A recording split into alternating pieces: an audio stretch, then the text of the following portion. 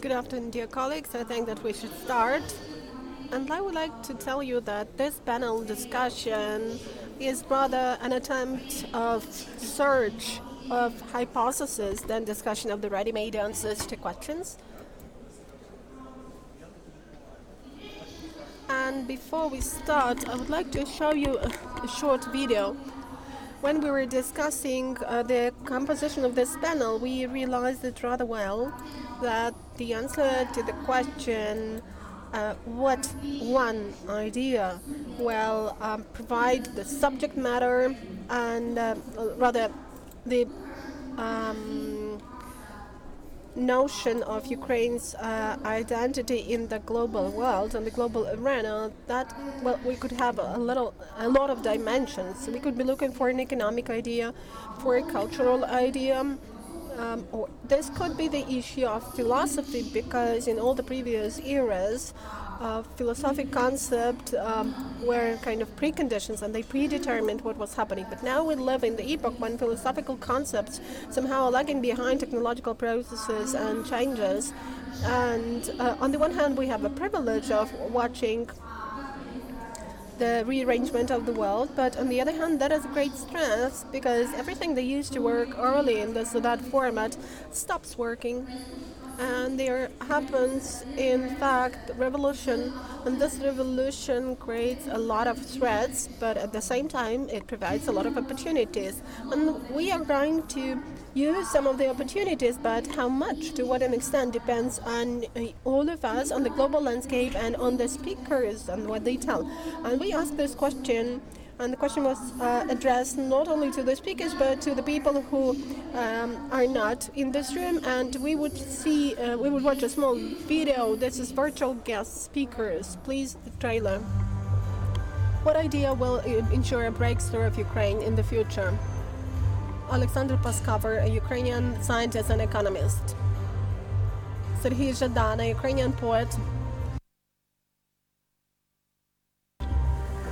Vladislav Troitsky, a Ukrainian theater actor. Valery Pakar, a Ukrainian entrepreneur and public figure. So what is Ukraine going to be like in 2030? Still a supply of labor materials or the country of economic opportunities? What is Ukraine is going to be like in 2030? It depends on whether we manage to build the institutions of open society and open space, whether we manage to arrange it the way that every citizen of Ukraine, no matter where he lives, will have open access to all economic, cultural and political opportunities. These institutions are under development, and if we build them now, this will mean that people will not be leaving and they will be staying here, and they will have all the opportunities for education and for self-fulfillment. So far, I personally don't see any opportunity for consensus in our society in the nearest future. If we, as Ukraine or Ukrainians, will stop devouring each other and will try to understand each other, then that will come a miracle and we will have a very good future. Changes for the people are very slow now. They are not visible. There have been no revolutionary changes, and over such a short period they never happen. But where there is inevitability in the development, people feel much more comfortable and they prosper even if the country is developing slowly. Besides ideas, besides emotions, we also need something that will keep people together, that will get us all united. What could we do in order for Ukraine to become the economic entity on the map of the world?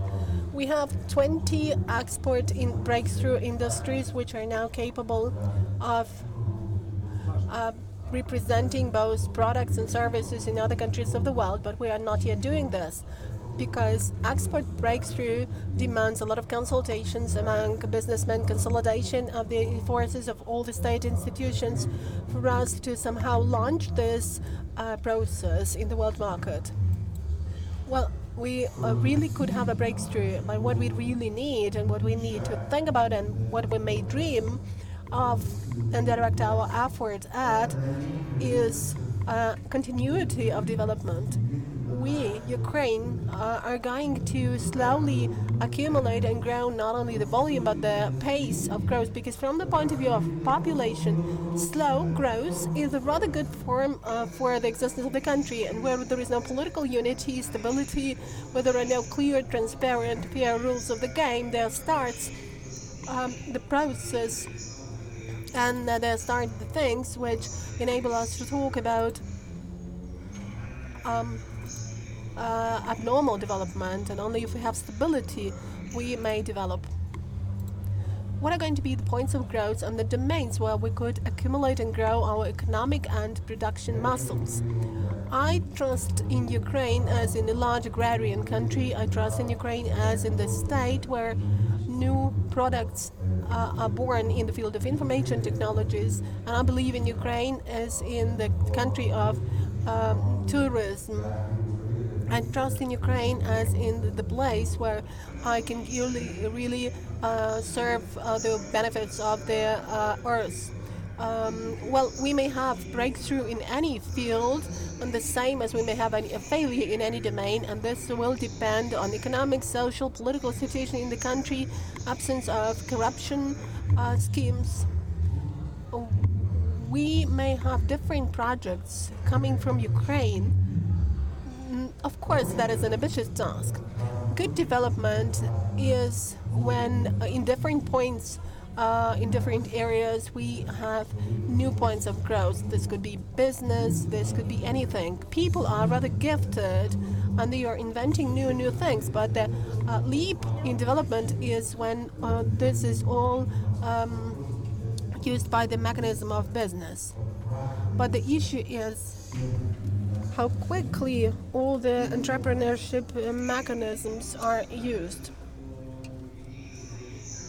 If we look into the prospects, it seems to me that we should focus on positive things and not on the negative things. And the positive thing is resources our talented, gifted people who love their country and who are trying to reform the country, who are trying to make it better. It would be good if our today's forum became the place where the census will be born. The census, which could be used by the state, the society, and business for them to jointly make a reform in the nearest future, and we will have an economic miracle. It must be born today, given birth today, and therefore it will be implemented tomorrow and will be demonstrated to the world. Let's applaud to our virtual guests, Alexander Pascal, Sergei Zhadan, Vlad Troitsky, and Valery Pekar. It seems to me that they have voiced a lot of ideas, and these ideas are sufficient for a day-long discussion. But these ideas are not obvious. I mean, there are advantages, there are disadvantages. You heard agrarian country, logistic hub, the country where the main asset is people, the country which is going to become the center for the reconsideration of the project of Europe. I would like to introduce our current speakers, and I would like to start our panel discussion in which we will try to argue over the issue of what one single idea will secure a decent place for Ukraine in the new arrangement of the world to which we are definitely heading. So, in our panel, we are welcoming Dmytro Kuleba, Deputy Prime Minister for European and Euro-Atlantic Integration of Ukraine. Sybe Schaap, Professor of Philosophy at the Free University of Amsterdam and the Charles University of Prague, a specialist in, as far as I understand, post-totalitarian epoch, and he used to be the member of the Dutch Parliament. This is all about you, and something also related to water resources. I remember that a great role in what is happening with water in the Netherlands is played by you. Evgeni Utkin, the person who probably does need to be introduced, but still the protocol is the protocol. So he is the representative of the technology holding Core, a member of the board ASPEN Kyiv. And I would like to introduce Volodymyr Lavrenchuk, a Ukrainian banker and economist, and maybe rocker. Yeah, I can tell it. And this is all about how close business, finance, and culture are to each other. I would like to introduce Anatolii Amelin, the co-founder of the Analytical Center, the Ukrainian Institute of the Future. And I have known him for about 20 years, I think. So, let's start.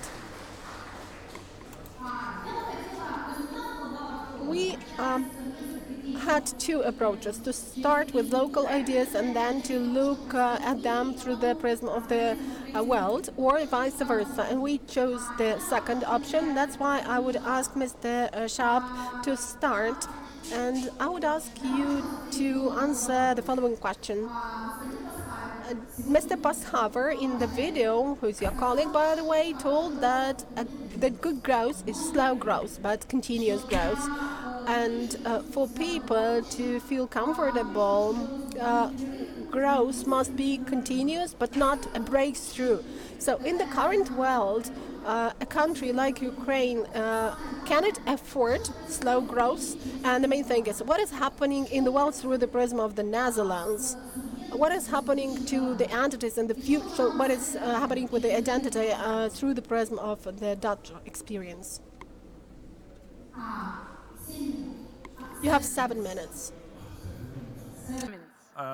My Russian and Ukrainian is very bad, so I hope you forgive me that I speak in English. Well, it is a challenging question that I already said when you invited me. Is there one single idea, that can make Ukraine great? To start with that, I would say, please, not one single idea, and probably not even ideas.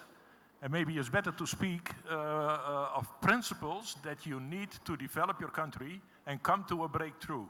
That is one thing.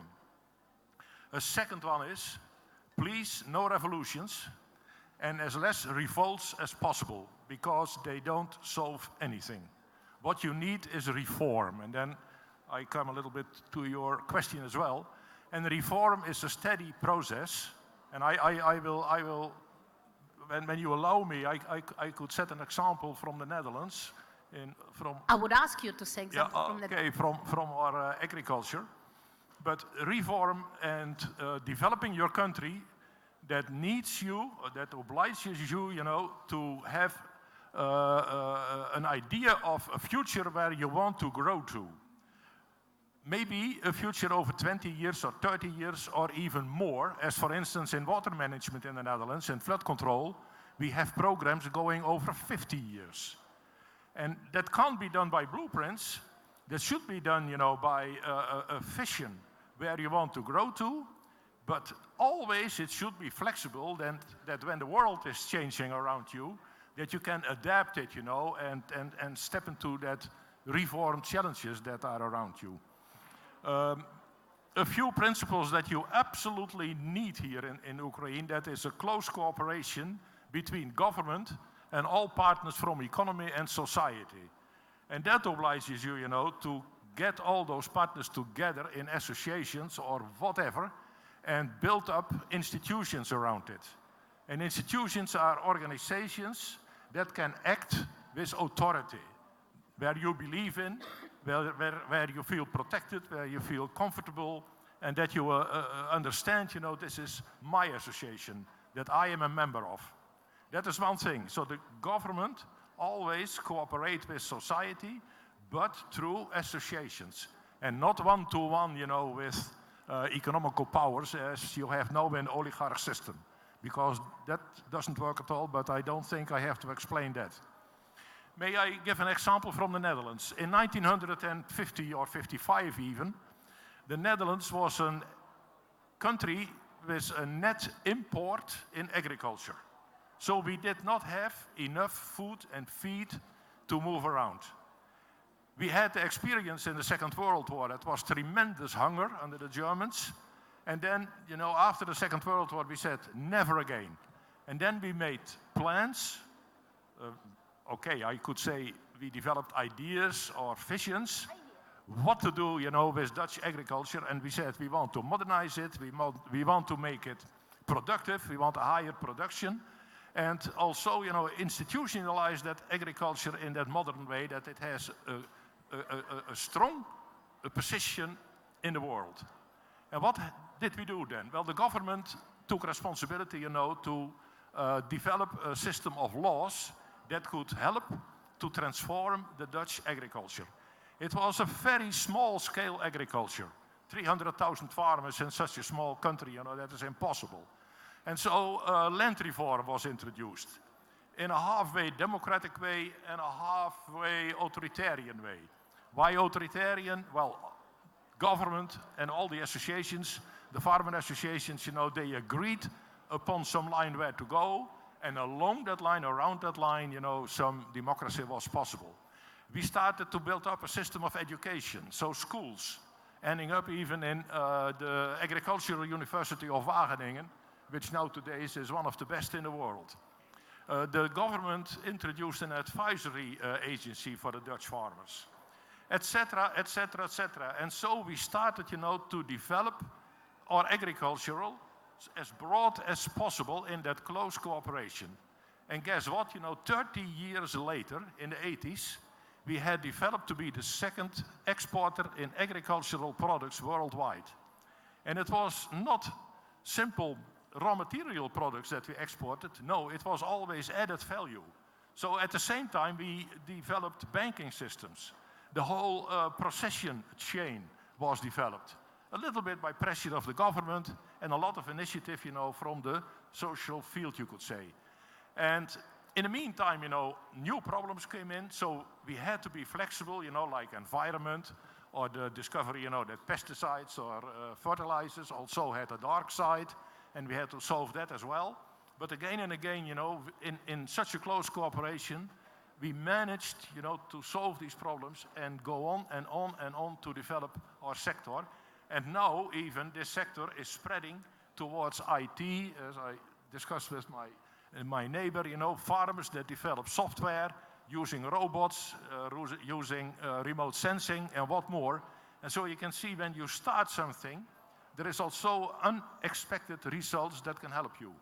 Well, this is a possibility, I think, for Ukraine, as you are an agricultural country and you could grow very powerful, but take 20, 30, 40 years for it, and do it step by step by step by step. And that is flexible reform. And that I could advise you. То есть, если я правильно понимаю, If I've got you right, so the main idea is that we don't need revolutions, we need reforms. We need to choose a vector of our direction, and we need to be consistent, right? And we need cooperation between business, state, and great institutions. Step by step, moving forward, and all steps, should be flexible as well. So no blueprints in the end, because that doesn't work. То есть идея — это последовательность и длинная воля. So the idea is consistency and long-term will, I would say. Build institutions. Спасибо большое. Thanks a lot. Why do I say that we need to find our niche in the new rearranged format of the world? That's because already now we have global ongoing transformations of the economy of G7, and we are accustomed to the fact that they are leaders, global leaders. But this is happening rather quickly, and they are giving place to new economies, the so-called E7. Who is among those emerging seven, the new economies that are going to dominate the world over the next 10, 15 years? Definitely China. It's no revelation here. India, Indonesia. We never have thought about as a large economy. That is Brazil, of which we hear something, but mainly what we know is just that they have wild monkeys. This is Russia, and this is Mexico.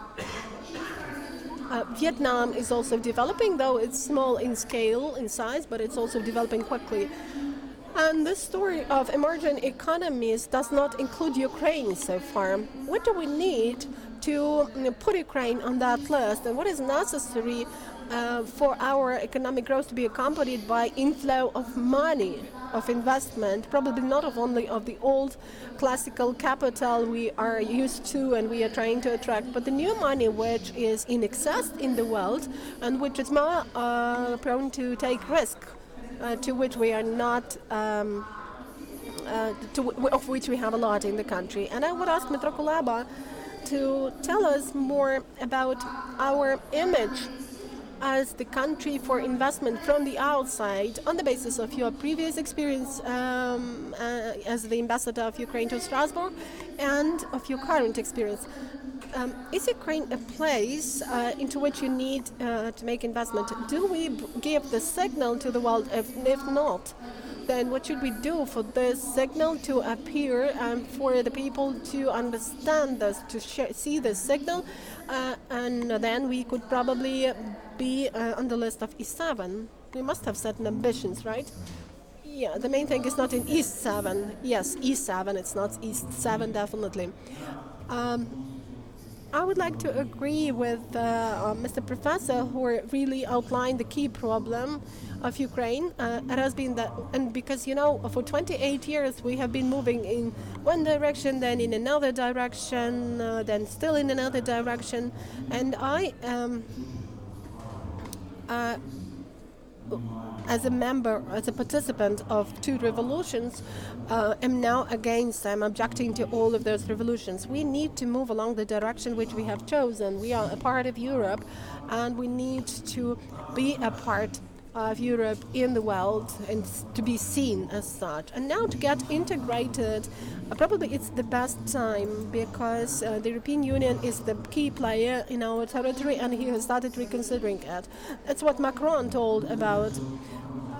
Maybe Macron is reconsidering it not in absolutely right direction, but let's not speak about this. The main thing is that they are reconsidering it. And you know, in the European Commission there is going to be the position of on the Vice President on protection of our European lifestyle. You can see that this opens up a discussion as to what the European lifestyle is, what we are going to protect. And it also opens up the opportunity for Ukraine to have its place in this picture of Europe. A couple of years ago, everything was stable, we couldn't speak about that, and we could just join available concepts and policies of the EU. Well, now we have a lot of tools in place that make it possible for us to participate in the development of these policies. That's what Vlad told in the video. He said that we could become an important point for the reconsideration of the European project. Yes, and the key, another key topic for the European Commission is the new European Green Agreement, which is interrelated with climate change, and this is the policy which is also under development now and which will determine the face, the image of the European Union. Since, let's say, the European Investment Bank will be transformed into the Green Bank and it will support only projects which are connected with eco-friendly approaches.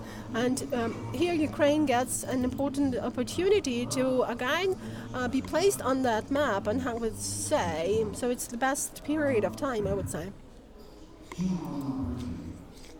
What could we use for this? I think that we could come just with one idea, the idea of freedom of business. Here, on our way to membership in the EU, we may build the so-called light version of the European Union, where we will have more freedom for entrepreneurship and where we'll have the system compatible with the EU model of business and which will be clearer for the European business and will open up the way to additional investment. But here is another interesting case. We have just had a resolution, well, not just, but recently. The European Union is the large trade partner of Ukraine as their coalition of member states, but their largest country is China. I mean, only country which is our trade partner. And that is a phenomena because we have free trade area with the European Union and DCFTA, which opens up wide opportunities, but China somehow is our main trade partner. And even Russian diplomats probably were offended by me in Brussels that Well, now still you have a lot of trade with Russia, and Vice Prime Minister is just manipulating facts. But that is their reflection. Let them reflect on this. But we've got a very good opportunity for constructing this triangle, business triangle, trade triangle, China, Ukraine, the EU. And this also links us to the economies you have mentioned.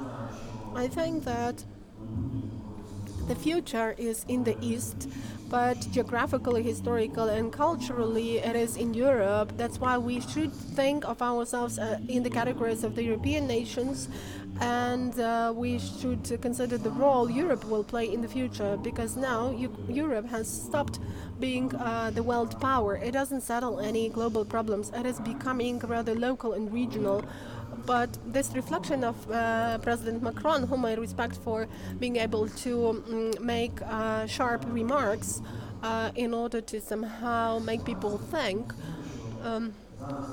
so the statement shows that there is a unique opportunity for us to become a part of the large European project, which will help Ukraine get back its place in the global map of the world, where now the US, China dominate, India is coming up to their places, Brazil and others.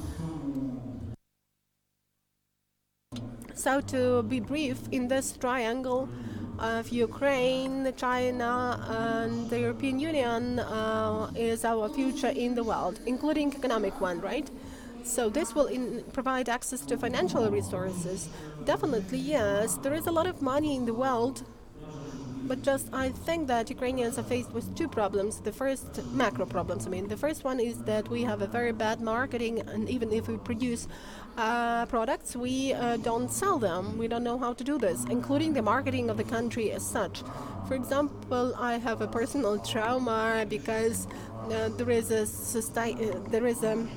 stereotype that the problem of fake news appeared in 2016 due to the presidential election in the US. That is the mainstream statement in Western media, but we know that it appeared much earlier, back in 2014. We saw it in Ukraine and Let's Go, but we somehow could not fix ourselves at the barriers of a certain unique knowledge in the field through marketing tools, and we did not start trading in this. And the other problem is that somehow there is excessive money in the world, but we don't know how to take it, how to attract it here and to effectively absorb inside the country. We are just focused too much on some narrow sources, limited sources of funding, though there is a lot of money in the world, but just we need to take them and absorb them. That's what my question is about. Where is the idea that will provide access to this excessive money? Freedom. No other thing.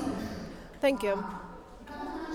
So we started with saying that we need a consistent reform, and that is the idea without which we will never get a decent place on the global map, and Ukraine could become the center for the reconsideration of the European project, confessing the philosophy of freedom, and the philosophy of freedom should be the guiding principle.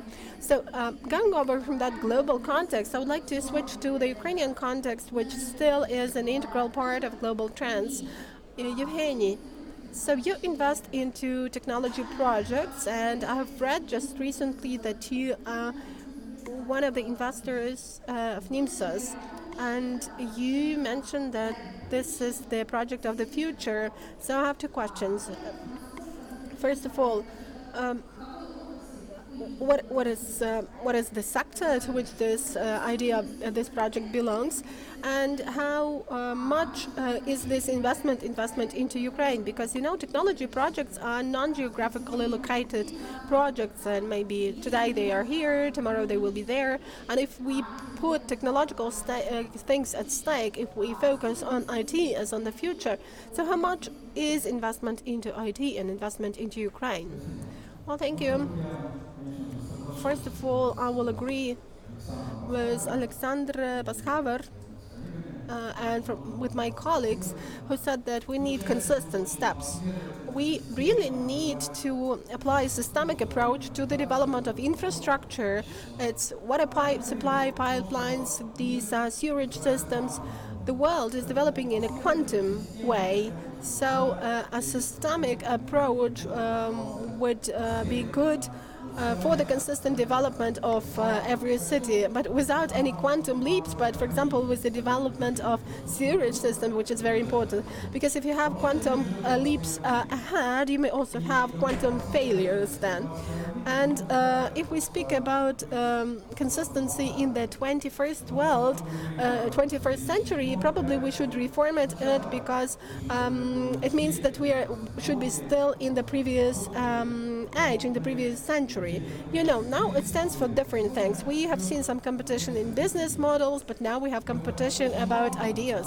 That's why it's extremely important that we ourselves develop our agenda.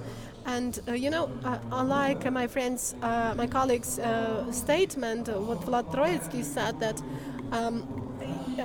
when we start devouring each other, when we stop playing in a sandbox named Ukraine, and if we have a look at the whole world and we'll try to find our place in the global world, then everything would be good.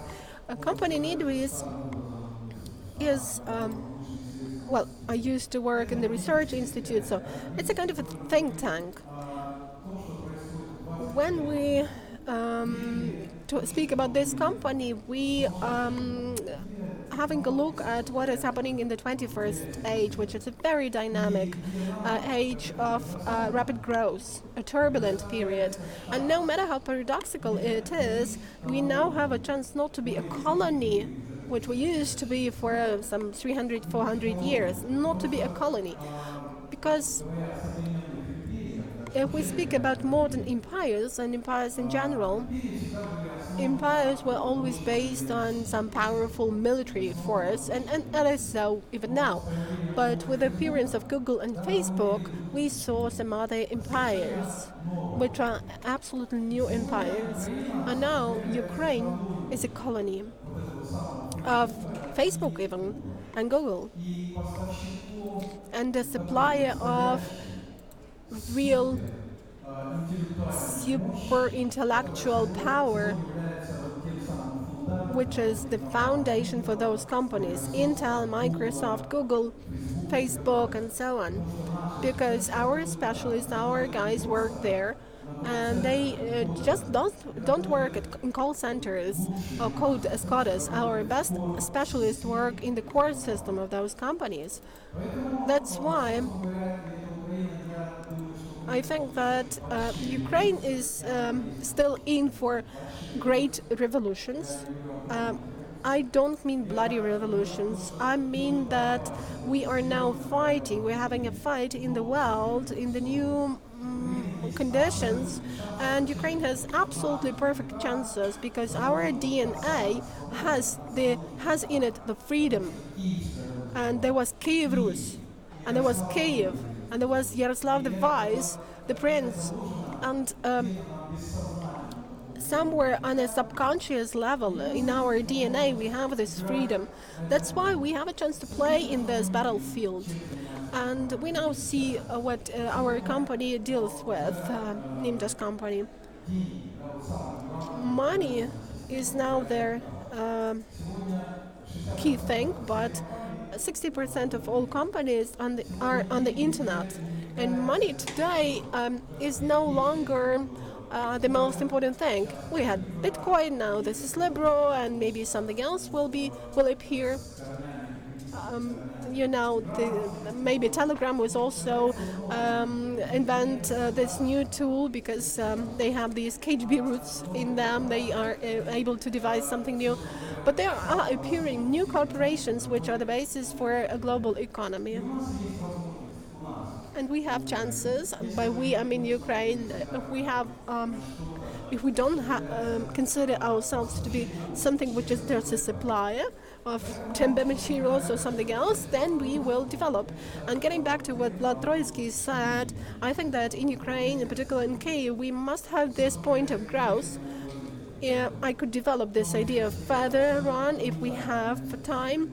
This could be a unique place, point of growth, a point of force, of power, where we have business, where we have education, and of course the state has its role to play in this process. And this power will determine our place in the global rearrangement. Is it something about creative economy? just to package the ideas, because unfortunately this is really important in marketing. So are you talking about this? Well, this is generally about the economy of the future, not only creative economies, because we have listened to Jack Ma, and we have a very nice forum this year, thanks to Vladimir Vasily Khmelnytsky, and the main topic is AI, artificial intelligence, and we see that time will be released. I mean, we will have more time due to artificial intelligence, and of course this time will be used for creativity. And Jack Ma was talking about education, what it will be like, because the whole economy of the future will be creative economy, and therefore our hemispheres, left and right hemispheres, like with my friend Volodymyr, they work simultaneously. So how could it be possible, a banker and a rocker? We would need those points of growth, points of power, and we need to create them in our Kyiv, in our city. Thanks a lot. I will not sum it up, just sum up the main idea that Ukraine has the freedom to combine the uncombinable things, and we will thus go into the future, and we need to learn to take these diverse things, this left and right hemisphere, and to combine them, and not just generate, but also transform this into reality, into some output. As far as I understand, we lack just minor elements out of this soup to make something that will be appreciated. Just what we need is to go above what we had over 30 years. Thank you. I would like to remind you that in Telegram you can actually ask questions. So we will have only 20 minutes for Q&A session. So if you want to clarify something, please ask questions in Telegram in our chat bot, and I will ask 3 best questions. And I'm now giving the floor to Volodymyr Lavrenchuk, and the question is as follows. Last year at the Kyiv International Economic Forum, I was a facilitator at the panel which was dedicated to transition from old economies to new forms. And we had a representative of Singapore Bank, which started as a super conservative one, super traditional financial institution, but then it was transformed into the financial institution which cannot even be called the bank, in fact into the financial institution of the future. And he said that nothing was difficult but for changing the culture. The main thing they had to work at was changing of the culture of the bank. The other things were easy, to write codes, to write software, everything was easy, but for the change of culture. And therefore the question is, people are prone not to accept novelties. And Evgeni has mentioned that we already live in the 21st century and we need somehow to put up with this, and we need to to draw some benefits from this. So you, as a person working in the financial market and being well aware of this market, how much do you believe in the fact that the financial market may get transformed, and what do we do with the culture? Or rather, the ideas we are talking about, from the point of view of culture, is it possible for Ukrainians to use them and to implement them? Well, thank you for the question. That's exactly what I was going to talk, but I have the advantage because I already heard what my colleagues said, and I may even comment on them and use their statements, because some of the definitions are still in my mind. I will start with saying that if I was asked this question 3 years ago, I would say, what breakthrough? Membership in the EU, this is already a breakthrough, and everything around that is our strategic goal. What else do we need? But now, I would not say the same. It doesn't sound that convincing for me now, because the processes you have mentioned are going on, and these processes make us have a different look at the business model, a commercial model, and what is happening with the country. Because, models membership may be different. And what is happening in Ukraine, I mean, brain drain, well, this is a problem, in particular in such amounts. And it seems to me that centralization of assets in just 5 centers is not a good trend, and this membership in the EU is not going to be a success then. So how do we build this operational model for the society? Because it would be good if we had not 5 centers of gravity, so to say, but 25 centers, or even better, 55 centers, which would attract people. And with this model, which Mr. Kuleba used, the light version of the European Union, because freedom presupposes the freedom of opportunities across the whole territory, and not just in Kyiv and 4 more large cities. And if we add up to this collapse in the infrastructure, few prospects, even the life in the EU does make a life happy. I would say that this issue is important. There's a feeling we should get united around.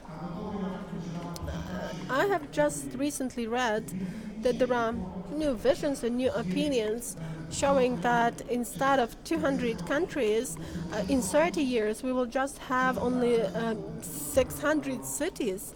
And if it is really that way, I think it would not be that good for Ukraine. I would like to have more cities and more points of gravity, so to say. And now, coming back to your question and to the cultural issue. I used to work with banking for quite a long period of time. And the last project was the project dedicated to the transformation of Bank Aval into the international banking group. And this example could probably show how much the culture of the organization supports and how much it doesn't support transformations. You know, depositors or investors, I'm sorry for all the analytical statements which pointed to a different way. They normally pass decisions irrationally. And there are different ratios of effectiveness, but in spite of all this, there are countries to which investment goes and countries to which investment doesn't go. And the same goes about different banks. Therefore, my observation is that money comes not to something but to somebody, which means that of importance is not the idea but the person generating this idea. Yes, and there is a need for transformation of the cultural space, but it always stands for human factor. It's not the economic factor, or rather not always this is all about economic factor. Human factor presupposes some positive feelings towards a person, some sympathy, and some empathy, and we would like to get to become attractive for investors in terms of those positive, friendly things, because investment, again, I'm stressing, presupposes some emotional component and your feeling of being attracted by a certain person. And also, we would need to focus on simplicity. If we show this focus on simplicity and if we focus on the task of reform and the European Union, and if we demonstrate it from year to year and we don't make the situation more complicated all the time, which is, by the way, very difficult for Ukrainians not to make things more complicated, then we will move in the right direction. You know, the things which we faced during the transformation Bank Aval, I would say that digitally it's not complicated.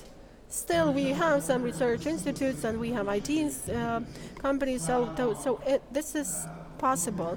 But it's difficult to ensure positive perception of things in large companies. Therefore, to sum up my answer to your question, I would say that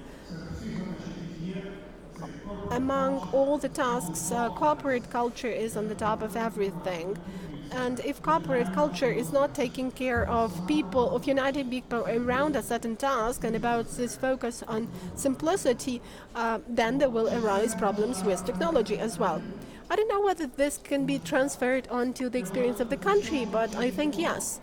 If we are an anti-champion on FDI, then I think in terms of investment coming to the country, we are also a champion in the negative sense in the European market. But that is not because of GDP.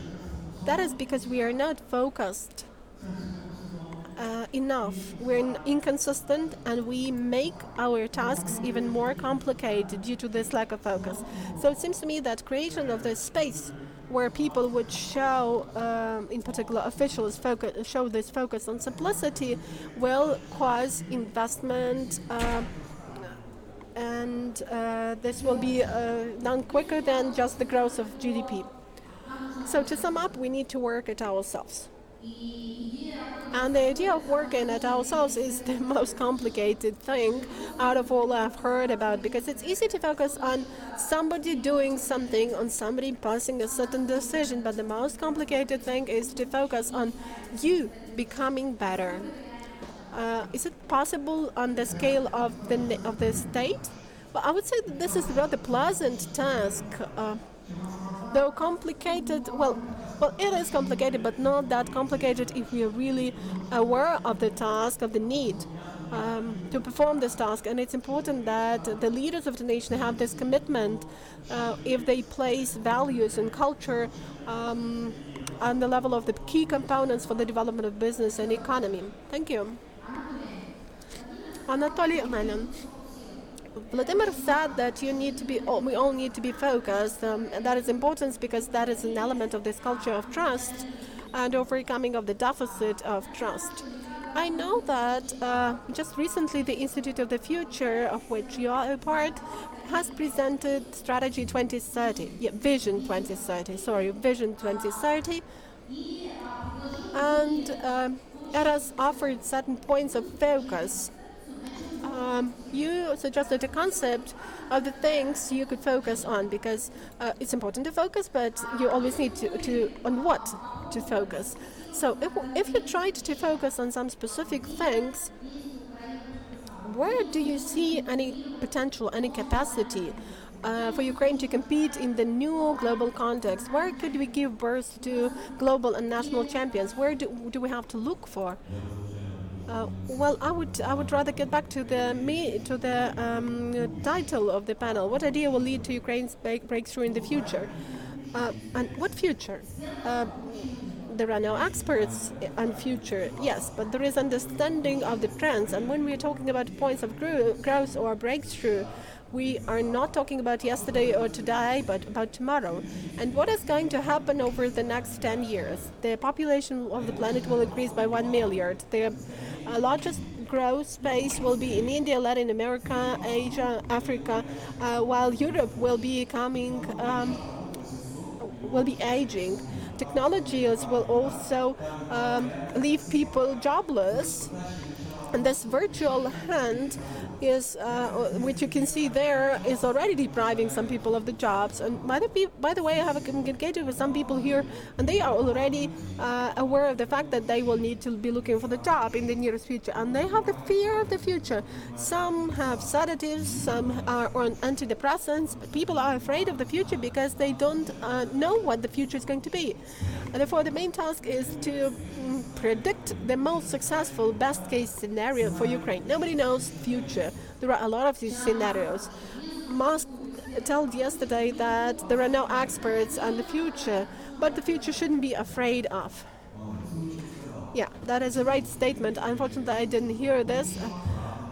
But really, the future is not known to anyone, but each of us projects actually his future. Like on your birthday day, you are having a wish, and this is already modeling of the scenario. And by the way, countries are doing absolutely the same like they are doing in business. China has a strategy for 50 years. A lot of successful countries have strategies for 20, 30 years. Countries which are a success have strategy. The countries which are not a success and don't have a strategy are resource for the first category of countries. What about Ukraine? We have negative demographics, we have labor migration, and the E7 countries which you have mentioned are the countries which large population, there are large markets there, and there is a great demand there, and they will be becoming large markets. Yes, and they have positive demographics. Yes, unlike us, and you must bear it in mind that unfortunately people and demand will not be our points of growth. They will not contribute to the development.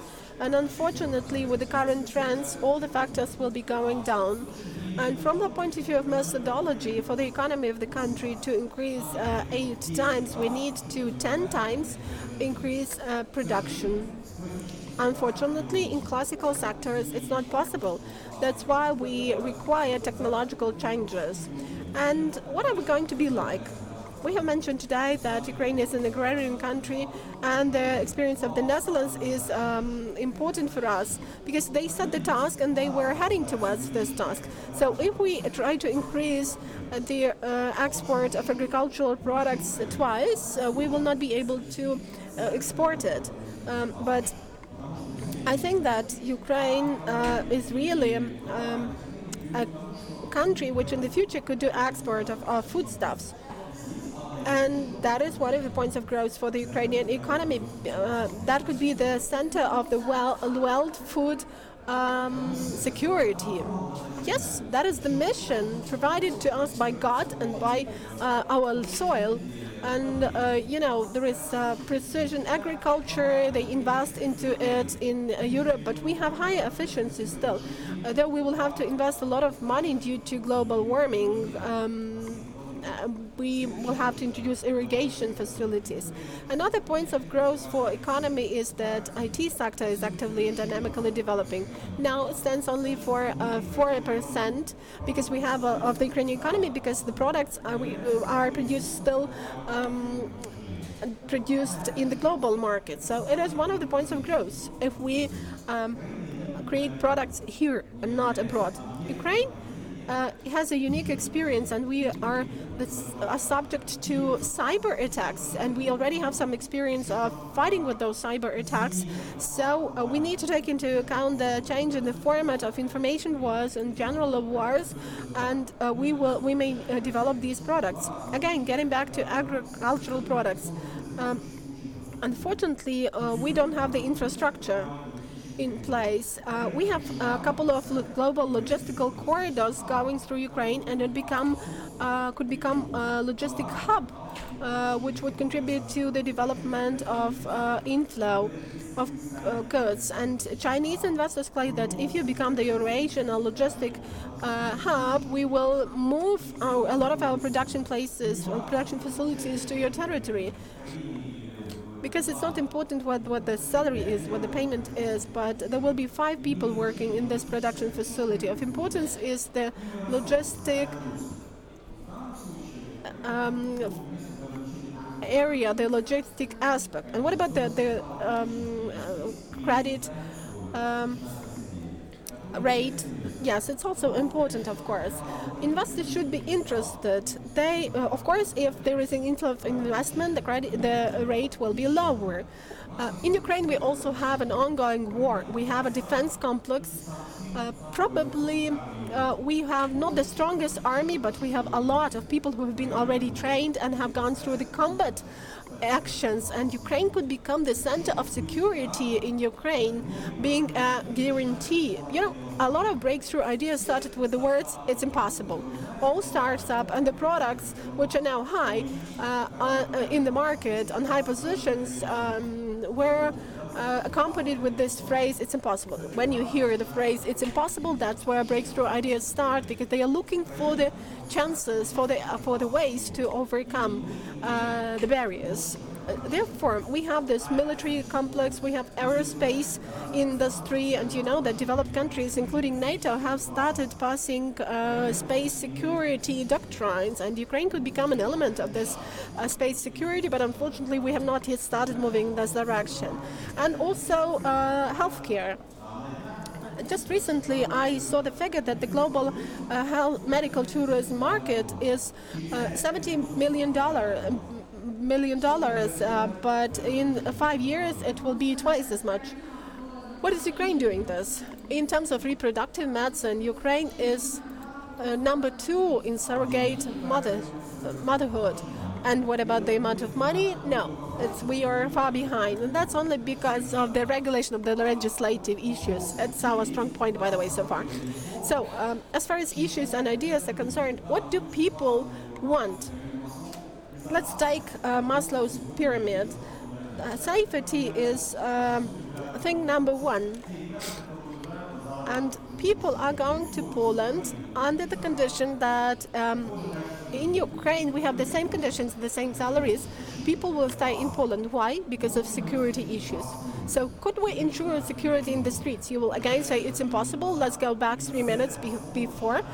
This is the phrase where a breakthrough idea starts. So security is possible. We should ensure security of borders, of the life of people here. Foodstuffs, by the way, energy security, which I have not yet mentioned, because Ukraine is the top second country in terms of amount of gas, reserves of gas. And Ukraine can partially substitute a share of Russian gas if it creates conditions for investors. And by the way, if the Ukrainian economy follows the trends I've been talking about, the demand for electricity by 2030 will increase twice. And if we don't develop, we will need to import electricity. And this is a very good element of European energy security.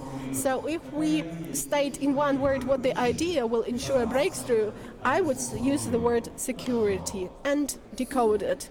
Great. Thank you. Time for questions.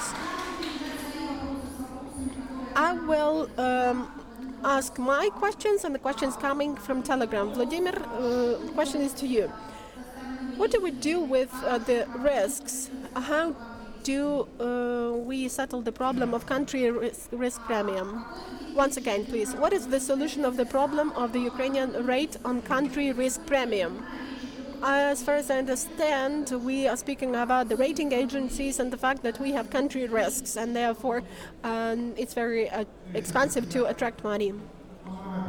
Well, I don't have any direct answer to the question. If I knew the answer to the question, I would be staying in the chair of the Minister of Finance and would attract borrowings. But you know, investors somehow have their own idea about our country. I have a little bit different opinion concerning security of the state. I don't quite share the idea that we have high level of the security, and I don't quite share the ideas about assessment of our economic prospects. I think that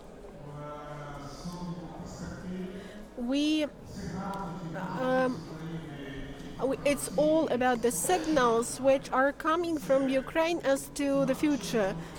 I mean that people get, that is the reason for rates, the judiciary and so on and so forth. Like people from the abroad are getting bad signals, negative signals about Ukraine. And I may tell you that over the recent years, banks are not complaining about courts. And you will not see a lot of disputes on mass media pages. And this means, as for me, that the country yet doesn't know what is going to happen in the country in 1 year, in 2 years, in the strategic aspect. That's why the minister and the head of the National Bank of Ukraine find it difficult to sell the country, to sell financial markets in order to reduce the rates when we have these multi-vector comments coming from our political leaders. So again, you are stating, you're talking about focus and predictability. That's my point of view.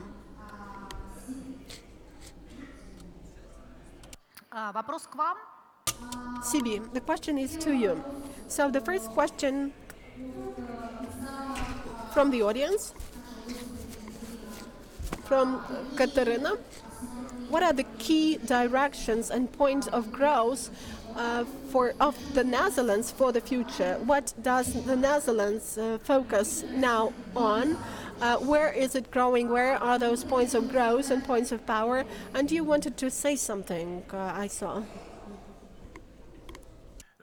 For the development of the Netherlands, I think nowadays it's an open question for us. We are a little bit, how to say that, disturbed mentally in our heads, where to go, what to do.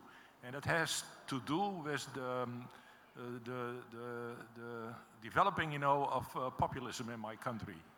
We have big populist parties, but also infections of populists going through the liberal parties, etc. So at this minute, the country is a little bit, well, loose from discussions about the future.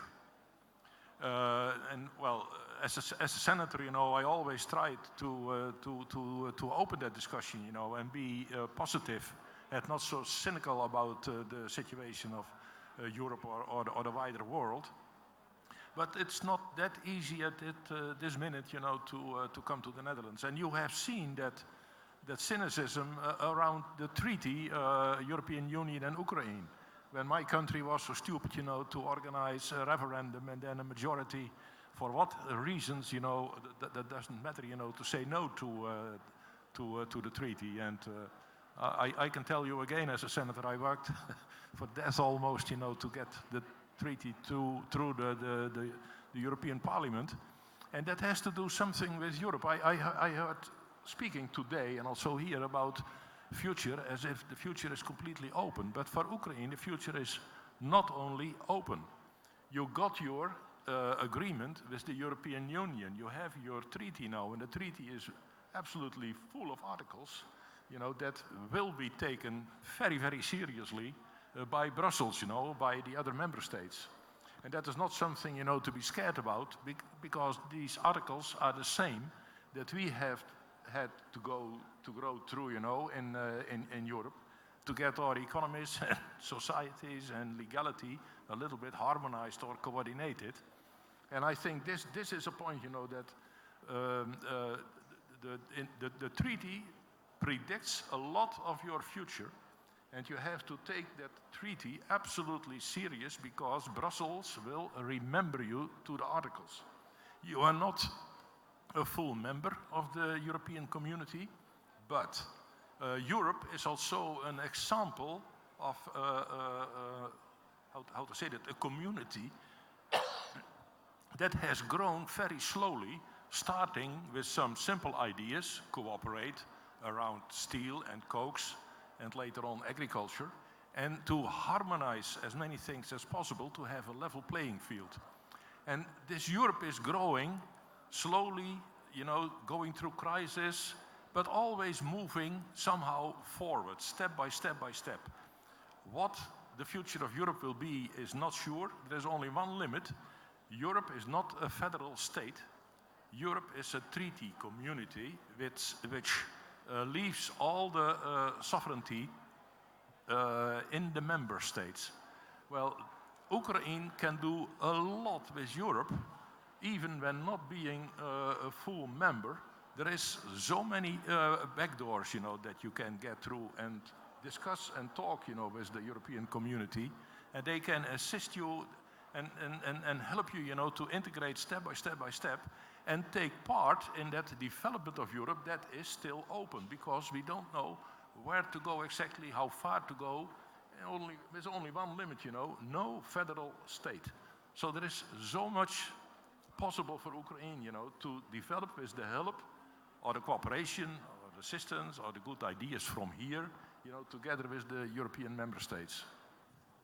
Спасибо большое. В общем, Thanks a lot. So the issue of the future is not the issue of Ukraine and the European Union in abstract terms, but literally of every member state, every country. Evgeni, the question is to you. You mentioned that we have a lot of gifted people which will play their role in the future. What do you think? What do we do not to have this brain drain? Because people are really leaving. Who should actually do something about that? Well, first of all, what is business? Business is access to capital and an opportunity to create something, like you set up a company and then you sell. That's how the business works. And we don't have those two components. We don't have financial tools in the country for accessing capital, for credit resources. We have a very small number of what could be called venture capitalism. And there is no opportunity for exiting. That's why all Ukrainian companies, all startups are leaving for some place, to the Silicon Valley or to Europe. This is thing number one. And the second thing is that in the country we should have not just something what we have, like incubators, because we have some incubators and accelerators, but there must be this point of power, point of growth. There must be some examples, not the companies of the 19th century which just privatized Soviet infrastructure and some which were inherited from the Soviet Union, but the companies which really grew in the Ukrainian territory on the basis of talents and started playing in the Premier League here. And only through such positive examples, when here, exactly here, you could fulfill your potential, people will keep staying here. And therefore, the place of power, the point of power, needs to be created. That should be the place which is not, which is unique for Ukraine, like technology, business, art, and education would be hosted on one platform with, we have great composers, we have great artists, world-class artists, who also, we may mention musicians playing on the best platforms in New York, in Barcelona, and Vienna, in Berlin. And what are we doing now? We are just doing IT outsourcing for timber to the country, and we're supplying this to the countries where they utilize it, where they produce furniture. So instead of using these people, that's what we are doing. There must be a place, a platform like this, and this could be done over 1 year. I mean, the space could be created. So you mean that this is physical space, physical place to which you could come in a year's time. Physical space is a small component, but the necessary, the integral component of this system, definitely. This is the first thing to arrange. And when we are organizing festivals like Kyiv Bouquet Stage in Sofia, St. Sophia Cathedral, and when musicians from 14 countries of the world are coming here, they claim that there is no platform like this in the world. And in America, in the Silicon Valley, you will never create the atmosphere which could be created here in Kyiv. Here, it comes like from the underground. These talents are from here. They are deeply rooted here. That's why the task is not just to supply it somewhere, not to be a colony of Facebook, but to give an opportunity to help these people in these companies which we have here to use their potential. And therefore we need access to capital and creation of the place of growth. Whose task is it? Whom does it depend on? That is our task. And if we speak in business accounting terms, then this is private-public partnership, because there are very good projects, like Vasily Khmelnytsky showed some of them, very good projects where we are really creating the atmosphere. But that is these are investment projects, and here, as a businessman, definitely wants return on investment. There must be public-private partnership, and we have good, perfect platforms for this. Which is Hostinny Dvor, close to Kyiv-Mohyla Academy, that is the art arsenal, that is Dovzhenko cinema studio, that is Kyiv Polytechnic Institute. And these are the things where we would need just 1 square meter to arrange this space. And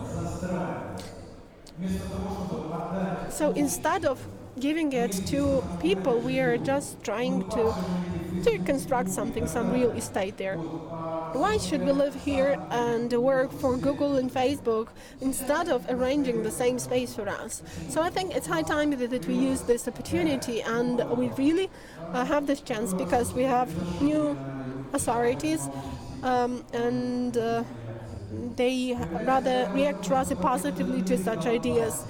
And this opportunity appears because there are a lot of problems in the world. There is a lot of turbulence. Therefore, now we really can open up this window of opportunities. But will we need a year to 15 years? That should be done now. No time left, right, or what? Well, you are quoting Jack Ma, and Anatolii says that who knows what the future is going to be like. It is in our DNA. It will anyway go to the surface. You know, if a neighboring country is arranging a kettle with a whistle, and then this steam is going out of this kettle, it's different with us. We are a state of freedom. And you just need to organize everything. What do you mean by state? Is it prime minister, cabinet of ministers, parliament, the state? Well, what is it? Well, today is the 9th of November, and the state stands for, well, the political power, political authorities. And it is headed by the president. We can address the president. For example, I did so in August. I sent some letters. Well, that is the process, probably a little bit long, but we hope that they will work, that this new team will listen to us in some ideas. Thanks a lot. Dmytro, the question. We do realize that in Europe there are some complicated processes going on, but still we keep talking about European integration and about you are the Prime Minister for these issues. But what should be done with other parts of the world? What should be done with Asia, and where we have a lot of things going on and where the future is? What do we do with Africa? I don't know anything about them, just hear that this is going to be one of the largest economies in 20 years. What do we do with Latin America, which is a distant part of the world for us? It's important to see what's going on in Europe, but what about the other parts of the world? What do we do with them? Well, definitely we are a European country and we need to think as a part of Europe, but at the same time we need to understand what the prospects are there for us in the world. I have already mentioned Asia and Africa, and we are a little bit late already because you know about this China and US and Russia and their relations, but as far as Africa is concerned, so everything is rather good with us because, for example, we have some trade relations with Egypt, and as Anatolii has mentioned, for Egypt we are really ensuring foodstuff security, and this is an important strategic prospect. We need to try and earn money everywhere. We have a lot of opportunities, so why not use them? In the Netherlands, everything is good, not just because they built everything in such a nice way, but just because they wanted also to earn money everywhere in different parts of the world. Why not? We need to earn money everywhere. And the main thing is technology. We definitely don't know what the future is going to be, but nobody ever knew this. And if people knew it, they wouldn't come to any forum, I think. But we know the technologies which will predetermine our future, and these technologies are robototechnics, technology, space industry, and AI. And we have opportunities in all these three sectors, but we need to work with everyone.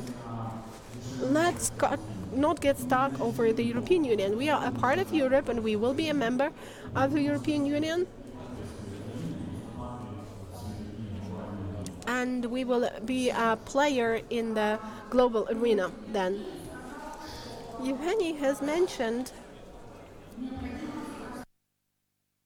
that we need public-private partnership, and business independently will not be able to ensure a breakthrough in its points of growth and points of power. does it mean that inside the state, in a certain way or format, there must exist the body which is focused on the future? In business, it works the following way. There are strategic projects, and side by side with them, a project office is built, and it focuses just on 3 to 4 projects, operational projects. And we know that it's very difficult for the same people to simultaneously make some breakthrough decisions, to develop strategy, and to do daily business. These are 2 different directions. As far as your ideas are concerned, if the state does the state have any counter agent? Does it have the people who deal with those ideas? And what should be the format for this platform? Because I don't think that the people dealing with operational issues could develop the future as efficiently. Well, I have bad news, I think. In Ukraine, for 28 years, nobody has been ever doing with strategy development. And all the institutes, all the methodologies, and all the people with whom we used to have in the USSR stayed in Moscow.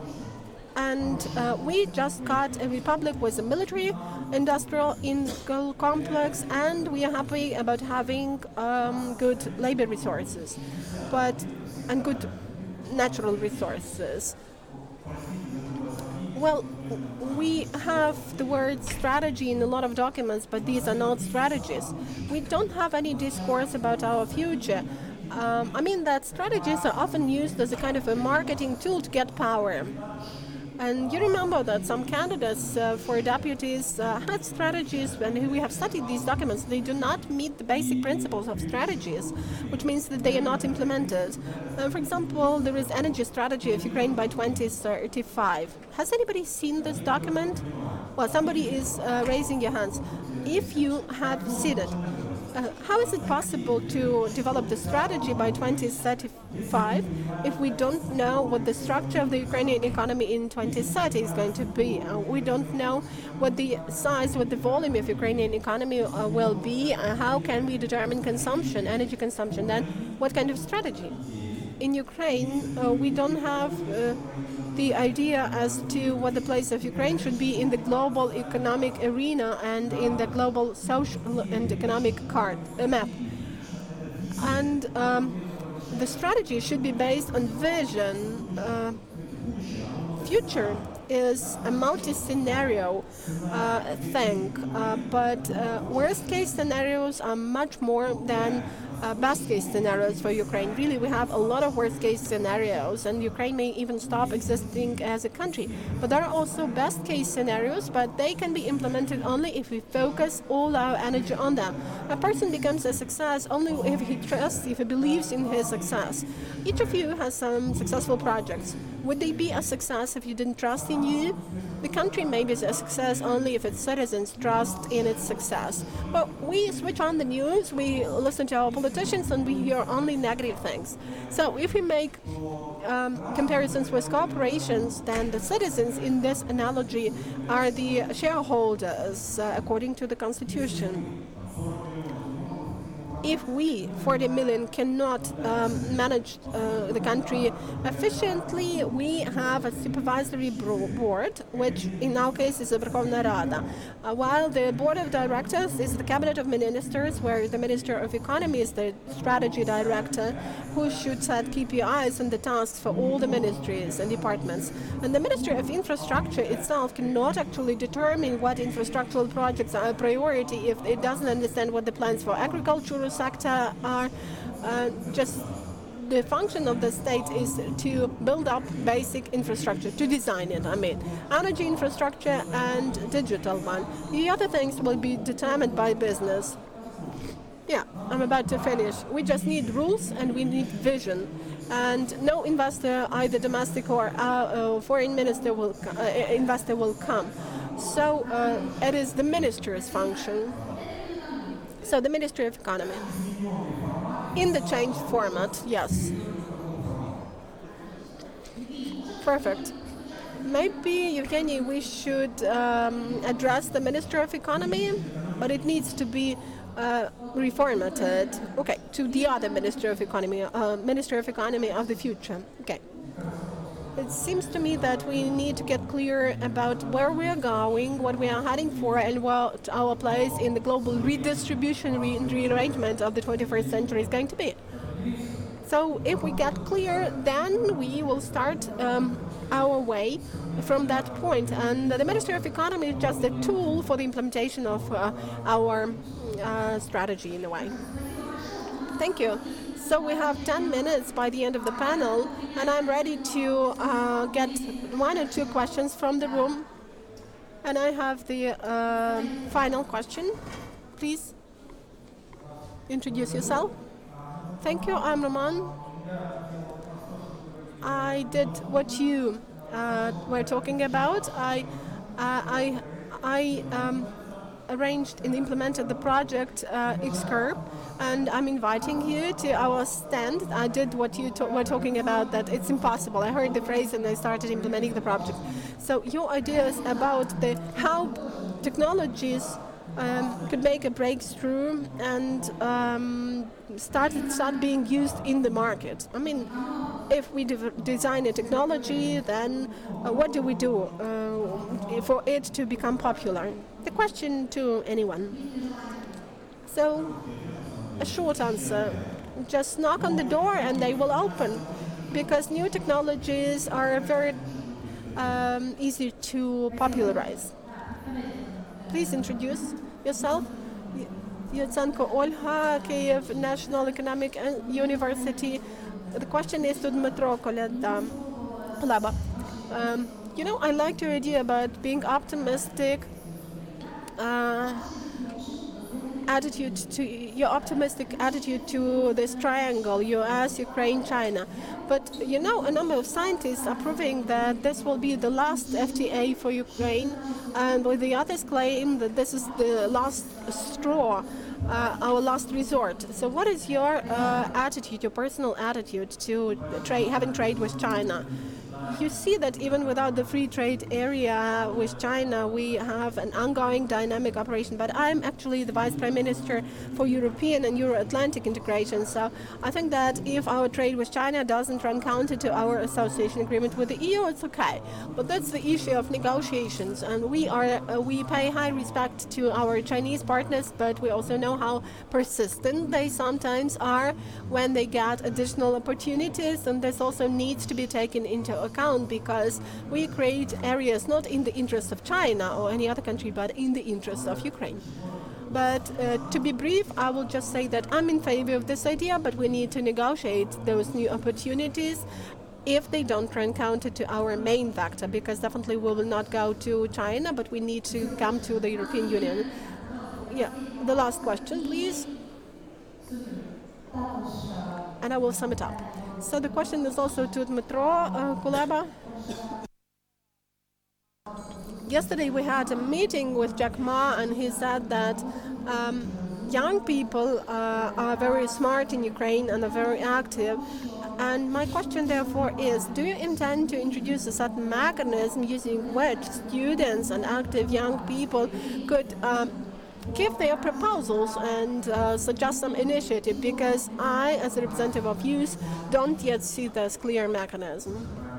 Well, that's the question which is topical in any country of the world, the same as the question about how startup could get mass audience in the Silicon Valley. I think that they are thinking about the same, how they find the mass audience. So the new Ministry of Culture, Youth and Sports is now dealing with the development of high-quality approaches to working with young people, and Minister Borodyansky is a person using modern approaches. He knows how the modern world operates, and I think that you will get these mechanisms and tools rather soon. Thanks a lot. So we need to sum up because we have just 6 minutes. Maybe you will ask some questions informally later.